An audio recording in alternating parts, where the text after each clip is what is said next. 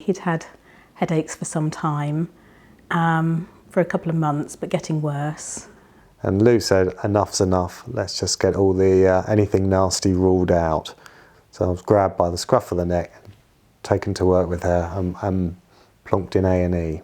He phoned me sort of a couple of hours later to say he'd had a scan, but he hadn't had the results. And I was just between patients, so I thought I'd have a quick look at the scan. The scan really showed a huge tumour in his right temporal lobe.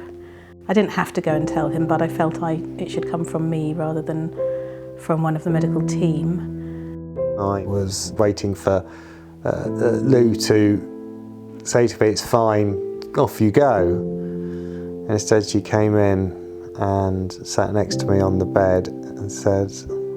He had a brain tumour. Between sort of 1 minute and the next, absolutely everything changed. So I felt absolutely like my world had fallen apart, and I was absolutely devastated.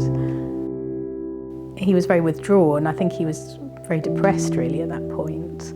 So I felt I had to really take over looking after the children and doing everything at home because he really wasn't up to doing very much. But he started to write. There were just some things in the hospital which were just quite comical. Like you'd meet a new person, he'd stick a cotton bud up my nose. And this ridiculous conversation where they tried to say, no, we didn't take out a lump of your brain, it was a lump of cancer. And there is a ridiculous in it all. And my book, my humour, is 2 fingers up to cancer. This is your special birthday. You must be elated, because next year you'll be dead and buried or cremated.